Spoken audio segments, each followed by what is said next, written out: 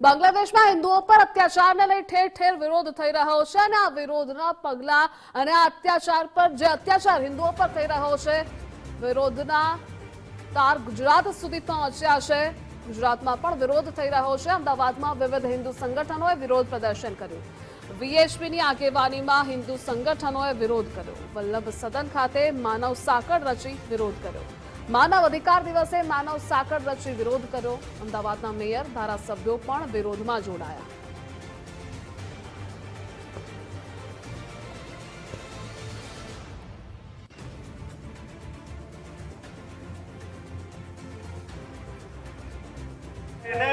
કબજો જ કરી લેવા માંગતા હતા। તો આ પ્રકારે મ્યાનમારમાં લોકશાહી ઢબે ચૂંટાયેલી સરકાર, હવે જનતા જે આગળ સુપ્રીમ હોય ત્યાં એક સૈન્ય કઈ રીતે કરે? તો એ સૈન્ય ચૂંટાયેલી સરકારને દૂર કરીને પોતે બેસી ગયો। ક્યારે? કઈ પોતાના બળથી ના, એમને બીજાના બાહ્ય જે લોકો આવા ને દબાવવા માંગે છે એ તત્વોએ બહારથી શસ્ત્રો પણ આપે, ડોલર્સ પણ આપે અને બધું આપે। બધે આ જ થઈ રહ્યું છે। આપણા દેશમાં પણ આજે જ્યોર્જ સોરોસનું નામ હમણાં તાજેતરમાં આવ્યું છે। અબજો રૂપિયા એ શેના માટે આપે છે? ભારત અસ્થિર થાય, એની ઇકોનોમી તૂટી જાય, એની પ્રગતિ અટકી જાય। તો એ બધાની સામે પણ આપણી એકજૂટતા એ જ અગત્યની છે। એટલે આજે બાંગ્લાદેશમાં જે થયું છે એ આ મેં વાત કહી એના સંદર્ભમાં વિચાર કરવો જોઈએ। શું કામ ત્યાંથી વડાપ્રધાનને દેશ છોડીને ભારતમાં આશ્રય લેવું પડ્યું?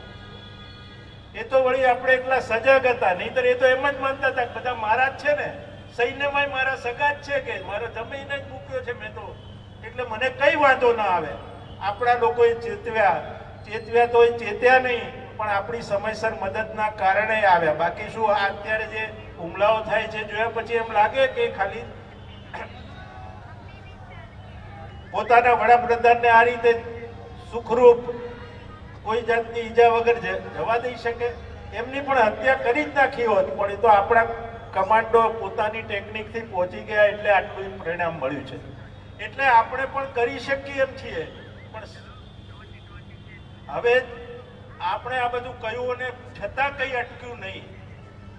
દેશભરમાં તો ઠીક, પણ વિશ્વભરમાંથી સનાતનીઓ પર થઈ રહેલા જે થઈ રહ્યું છે બાંગ્લાદેશમાં એ સારું નથી થયું અને જે માનવતા દીપાવી જોઈએ એની જગ્યાએ માનવની જ્વાળા એ લોકોએ જે બાંગ્લાદેશમાં કરી છે, હિન્દુઓ પરના જે અત્યાચાર કરી રહ્યા છે અને સંતો પર જે અત્યાચાર થઈ રહ્યા છે, મંદિરો જેવા સ્થાનો તૂટી રહ્યા છે, તે આપણા માટે બહુ એક દુઃખની વાત છે। આના માટે હિન્દુ સમાજે એક બની સરકારશ્રી પણ આમાં ધ્યાન આપી યોગ્ય પગલાં કરવા જોઈએ અને જેટલું બને એટલું જલ્દી આપણે હિન્દુઓને એનું રક્ષણ મળે એ કાર્ય કરવું જોઈએ। ના, એક રાજકીય સાજિશ છે। હંમેશા હિન્દુઓ સહિષ્ણુ રહ્યા છે અને હિન્દુઓની સહિષ્ણુતાને હંમેશા એ અહીંયા બાંગ્લાદેશમાં અલગ રીતે એનો દુરુપયોગ કરવામાં આવ્યો છે। વિશ્વને આ એક પ્રકારની આદત છે। માનવ અધિકાર એ માત્ર ને માત્ર અમુક લોકોના જ હોય। આટલા મોટા હિન્દુ સમાજને જ્યાં બહેનો બેટીઓ પર બળાત્કાર થતા હોય, હજારો લોકોના ટોળા એ નાનકડા હિન્દુ વિસ્તાર ઉપર તૂટી પડે અને એમની મિલકતો પણ લૂંટી લેતા હોય, એ પ્રકારે અને એ લોકો બચીને ભાગે તો ક્યાં ભાગે, આવી પરિસ્થિતિ હોય, માનવ અધિકારનું સરેઆમ હરણ થતું હોય, ત્યારે વિશ્વ ચૂપ કેમ? બાંગ્લાદેશમાં જે હિન્દુઓ પર અત્યાચાર કરવામાં આવી રહ્યો છે એના વિરોધમાં આજ વિશ્વ માનવ અધિકાર દિને આજે સંસ્થાઓ દ્વારા અને સૌએ ચૂંટાયેલી પાંખ દ્વારા અહીંયા વિશાળ માનવ સાંકળનું આયોજન કરવામાં આવ્યું છે અને અત્યાચાર ઉપર જે વિરોધ કરવામાં આવી રહ્યો છે, અહીંયા જે હિન્દુઓ પર બાંગ્લાદેશમાં જે મહિલાઓ પર અત્યાચાર કરવા, એમને પર બલાત્કાર કરવામાં આવે છે અને ટોળાએ ટોળા વરીને જે હિન્દુઓને ચૂપ રાખે છે, એના વિરોધમાં અમે અહીંયા ઉપસ્થિત થયા છીએ। કારણ શું રહ્યું છે અને આપની શું માંગ છે?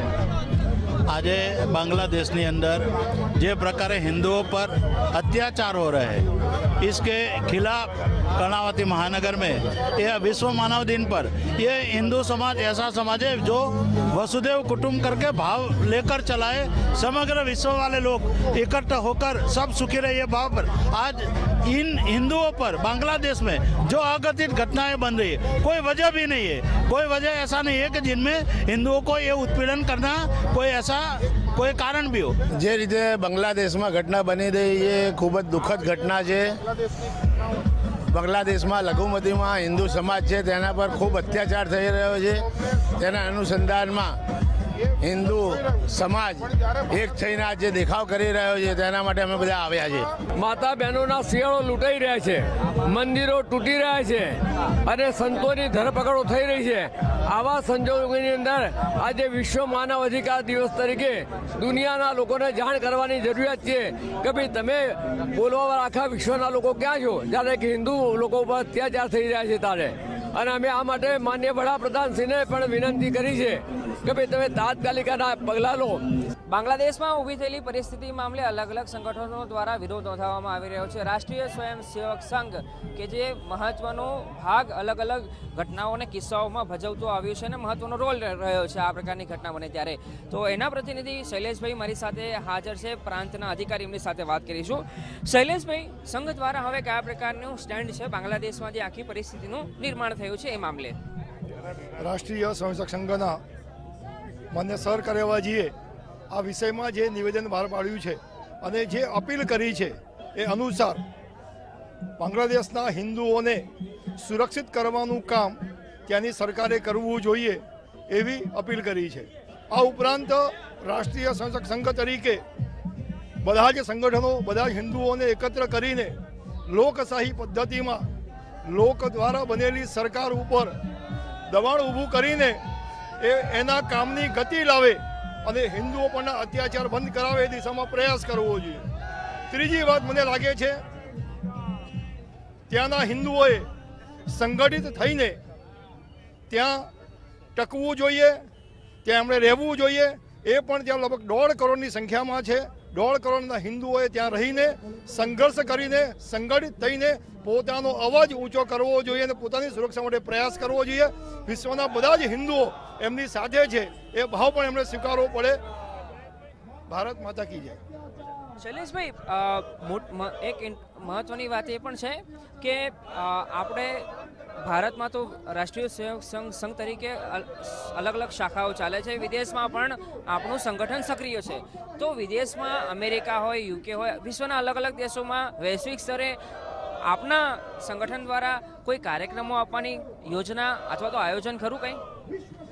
વિશ્વની અંદર જ્યાં હિન્દુઓ રહે છે એવા 40 કરતાં વધારે દેશોની અંદર હિન્દુ સંગઠન તરીકે કામ કરનારા કાર્યકર્તાઓ પણ એમની પણ આ જ પ્રકારની લાગણી છે અને એમણે પણ ત્યાં અનેક સ્થાનો ઉપર આ જ પ્રકારના કાર્યક્રમો કરીને સરકારને એક મેસેજ આપવાનો પ્રયાસ કર્યો છે।